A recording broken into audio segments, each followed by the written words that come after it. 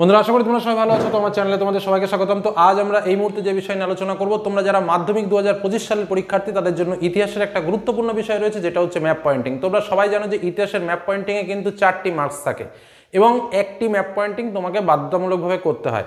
অনেক সময় ইতিহাসের প্রশ্নের দিকে যদি আমরা লক্ষ্য করি তাহলে দেখতে পাই যে এসএকিউ কোশ্চেনগুলো একটু জটিল টাইপের বা অনেক সময় একটু ভুলভাল হওয়ার সম্ভাবনা থাকে। তখন কিন্তু তোমাকে সব থেকে সাহায্য করতে পারে সেটা হলো ম্যাপ পয়েন্টিং। তাছাড়াও আরও একটা বিষয় যেটা তোমাদের বলে রাখা উচিত, যারা এসএকিউ এ দুর্বল তারা কিন্তু শুধুমাত্র ম্যাপ পয়েন্টিং, কয়েকটা ম্যাপ পয়েন্টিং প্র্যাকটিস করেই একদম 4-এ 4 খুব সুন্দরভাবে কমন পেতে পারো।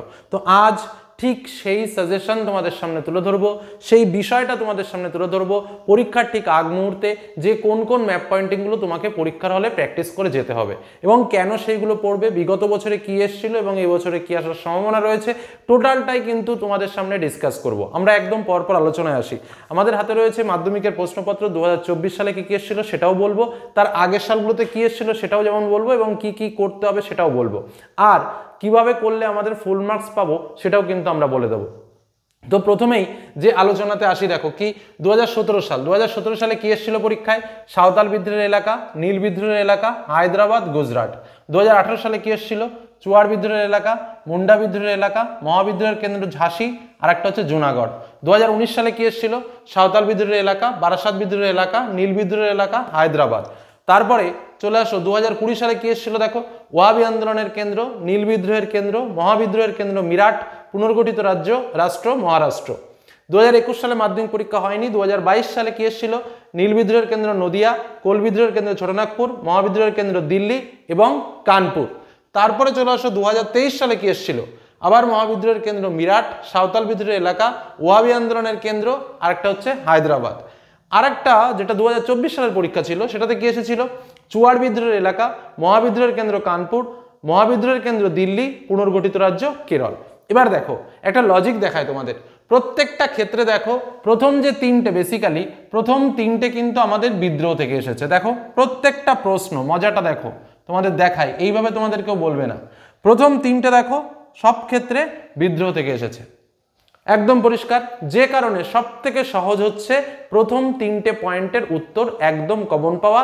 মাত্র 7 থেকে 8টা প্র্যাকটিস করলেই এই 3 কিন্তু তুমি পেয়ে যাবে, এটা পরিষ্কার বলে রাখি। আর একটা যে পয়েন্ট, এই মহারাষ্ট্র বলো, দিল্লি, হায়দ্রাবাদ বলো, মানে এর জন্য আর কয়েকটা প্র্যাকটিস করতে হবে এবং একটু বেশি প্র্যাকটিস করতে হবে এই একটা পয়েন্টের জন্য। আর এই 3টে কমন পাওয়ার জন্য কিন্তু খুব অল্প। এবার আমরা আসি 2025 সালের জন্য আমাকে কি কি প্র্যাকটিস করতে হবে। আমি একদম পুরো নোটস করে দিয়েছি, পরবর্তীতে উত্তর সহ আলোচনা করব। তো দেখো 2025 সালে আমাদের কি পড়তে হবে, একদম পরিষ্কার কথা। সন্ন্যাসী ফকির বিদ্রোহের এলাকা, মুন্ডা বিদ্রোহের এলাকা, রংপুর বিদ্রোহের এলাকা। মহাবিদ্রোহের ক্ষেত্রে কি হয়, প্রশ্নগুলোতে অনেক সময় পয়েন্ট করে দেয় যে মহাবিদ্রোহের এলাকা ব্যারাকপুর, মহাবিদ্রোহের এলাকা মিরাট, মহাবিদ্রোহের এলাকা অযোধ্যা, মহাবিদ্রোহের এলাকা ঝাঁসি। অনেকে বলতে পারো স্যার আগের বছর মাধ্যমিকে তো মহাবিদ্রোহের কেন্দ্র কানপুর, মহাবিদ্রোহের কেন্দ্র দিল্লি, এবার কি মহাবিদ্রোহ আসবে? এবার আমি বলি, মহাবিদ্রোহ পয়েন্ট এমনই একটা পয়েন্ট যেটা প্রায় প্রতি বছরই আসে। দেখো 2024 সালে এসেছিল মহাবিদ্রোহের কেন্দ্র কানপুর, মহাবিদ্রোহের কেন্দ্র দিল্লি। আবার দেখো 2023 সালে এসেছিল মহাবিদ্রোহের কেন্দ্র মিরাট। আবার দেখো 2021 সালে এসেছিল মহাবিদ্রোহের কেন্দ্র দিল্লি। আবার দেখো 2020 সালে এসেছিল মহাবিদ্রোহের কেন্দ্র মিরাট। আচ্ছা, তাহলে দেখো বেশিরভাগ প্রত্যেকটা ইয়ারেই কিন্তু এই মহাবিদ্রোহ থেকে কিন্তু একটা কমন প্রশ্ন কিন্তু আমরা একদম নিয়মিতভাবে পাচ্ছি। যে কারণে এবছরও এই মহাবিদ্রোহ থেকে ব্যারাকপুর, মিরাট, অযোধ্যা এবং ঝাঁসি, এই 4টে পয়েন্ট বাধ্যতামূলকভাবে প্র্যাকটিস করতে হবে এবং এই 4টে পয়েন্টের ভেতরে একটা পয়েন্ট তোমরা কমন পাবে মহাবিদ্রোহ থেকে। মানে এই যে 3টে বললাম, 3টে আসবে, 3টের থেকে একটা কিন্তু এই মহাবিদ্রোহ থেকে যদি আসে তাহলে কিন্তু কমন পাবে। তার সঙ্গে কি করতে হবে? সন্ন্যাসী ফকির বিদ্রোহের এলাকা, মুন্ডা বিদ্রোহের এলাকা, রংপুর বিদ্রোহের এলাকা, সাঁওতাল বিদ্রোহের এলাকা, ওয়াহাবি আন্দোলনের কেন্দ্র, কোল বিদ্রোহের কেন্দ্র, স্পেশাল উল্লেখ করে দেয় কোল বিদ্রোহের কেন্দ্র হাজারিবাগ, কোল বিদ্রোহের কেন্দ্র ছোটনাগপুর। ওকে, এই হলো আমাদের বিদ্রোহের জায়গা। আর একটা বিদ্রোহ যেটা হচ্ছে নীল বিদ্রোহের কেন্দ্র নদিয়া আর পাবনা, এ দুটোও কিন্তু আমাকে দেখে রাখতে হবে। এই হলো বিদ্রোহ। আর এই একটা পয়েন্ট যেটা এক্সট্রা রয়েছে, এই যে কেরল, মহারাষ্ট্র, কানপুর, এর জন্য যে এক্সট্রা কয়েকটা পয়েন্ট আমাকে পড়তে হবে সেটাও বলে রাখি। কি কি? মহীশূর, জুনাগড়, যশোর, ঝাঁসি, ঝাঁসিটা আমি এখানেও দিয়ে দিয়েছি। আচ্ছা, জম্মু কাশ্মীর, চন্দননগর, ত্রিবাঙ্কুর, বারাসাত, আচ্ছা হায়দ্রাবাদ, মহারাষ্ট্র, মাদ্রাজ, কোচিন, বারদৌলি, লখনৌ, কলকাতা, চৌরি চৌরা। বোঝা গেল? এই পয়েন্টগুলো কিন্তু এক্সট্রা একটা পয়েন্টের জন্য করতে হবে। এবার দেখো, ওয়াহাবি আন্দোলনের কেন্দ্র পরীক্ষাতে আসতে পারে, আবার দিয়ে দিতে পারে ওয়াহাবি আন্দোলনের কেন্দ্র বারাসাত, সে হিসেবেও কিন্তু বারাসাত আসতে পারে। বোঝা গেল কি বললাম?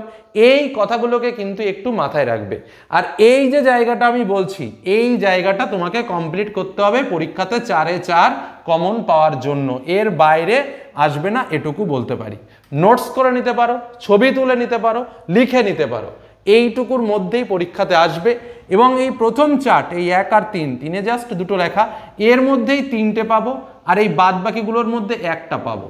এই হলো মোট 4 মার্ক আমি কমন পাবো আমার ম্যাপ পয়েন্টিংয়ের ইতিহাসে।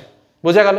এবার আমি আরেকটা বিষয়ে আসবো, যে আমাদের ম্যাপ পয়েন্টিং কিভাবে করতে হয়। কারণ এই জায়গাটা ছেলেমেয়েরা অনেকে ভুল জানে বা অনেকে সঠিক জেনেও করতে পারে না, কারণ তাদের ঠিকঠাকভাবে শেখানো হয় না।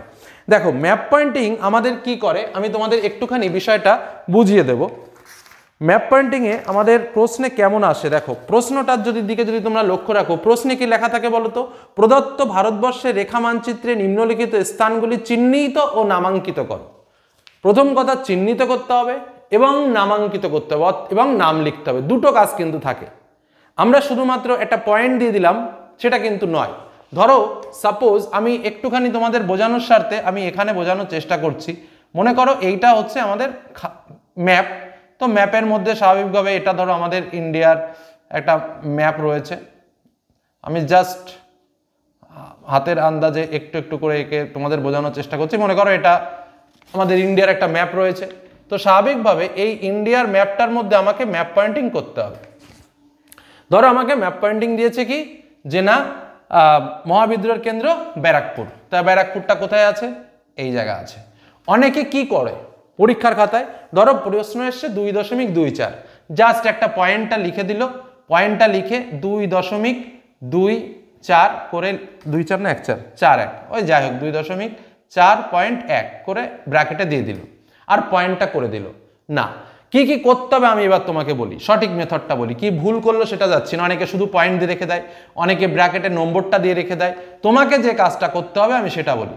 প্রথম কথা, যে পয়েন্টটা আসবে সেই পয়েন্টটাকে এরকম একটা পয়েন্ট করে তার সার্কেলে এরকম গোল করবে।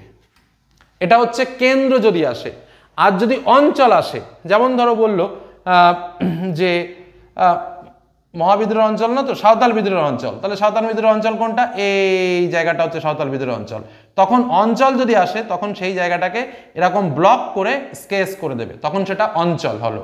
আর যদি কেন্দ্র আসে পরীক্ষায়, একটা পয়েন্ট করবে প্রথমে এরকম, পয়েন্টের পাশে আবার সার্কেল চিহ্ন দেবে, তার পাশে দাগ নম্বর দেবে। ধরো দেওয়া থাকলো কত 2.41, ধরো 2.41 দাগ নম্বর দেবে। এবং এই যে কেন্দ্র, ধরো এই কেন্দ্রটার নাম ছিল ব্যারাকপুর, তাহলে এখানে লিখবে ব্যারাকপুর। এই টোটাল 3টে কাজ তোমাকে করতে হবে, অর্থাৎ একটা সিম্বল দেবে, একটা দাগ নম্বর দেবে এবং যে জায়গাটার নাম সেই জায়গাটার নাম দেবে। এই 3টে কাজ করলেই কিন্তু তোমার কাজ ফুলফিল হবে। যদি না কেন্দ্র আসে তাহলে এটা দেবে, আর যদি অঞ্চল আসে তাহলে এরকম ভাবে একটা অঞ্চলকে দেখিয়ে স্কেচ করে দেবে। বোঝা গেল কি বললাম? এটাই কিন্তু ম্যাপ পয়েন্টিং এর নিয়ম। বোঝা গেল? আর 2024 সালের জন্য কি 2025 সালের জন্য কদিন পরে পরীক্ষা, তার জন্য কি কি প্র্যাকটিস করবে সেটা তোমাদের বললাম। এর নোটস আমি এর আগেই দিয়ে দিয়েছি, ডেসক্রিপশন বক্সে লিংক দেওয়া থাকবে। এটুকু বলতে পারি, সেগুলো দেখে তোমরা এগুলো প্র্যাকটিস করে নিতে পারো, বা প্রয়োজনে আমি এই ভিডিওটা আর একটা ভিডিও করে এই সবগুলো নোটস একসঙ্গে তোমাদের সামনে আমি শেয়ার করে দেবো। ওকে, তো এই হলো আমাদের মূল আলোচনা, মূল সাজেশন, শেষ মুহূর্তের সাজেশন। এগুলো প্র্যাকটিস করে পরীক্ষার হলে যাও এবং ইতিহাস ম্যাপ পয়েন্টিংয়ে যে 4 মার্ক আছে সেই 4-এর মধ্যে 4 নিয়ে পরীক্ষা দিয়ে চলে আসো। ওকে, এই হলো আলোচনা। ভালো লাগলে লাইক করো, বন্ধুদের সঙ্গে শেয়ার করো। যারা চ্যানেল নতুন এখনো সাবস্ক্রাইব করোনি অবশ্যই সাবস্ক্রাইব করে রেখো। ধন্যবাদ।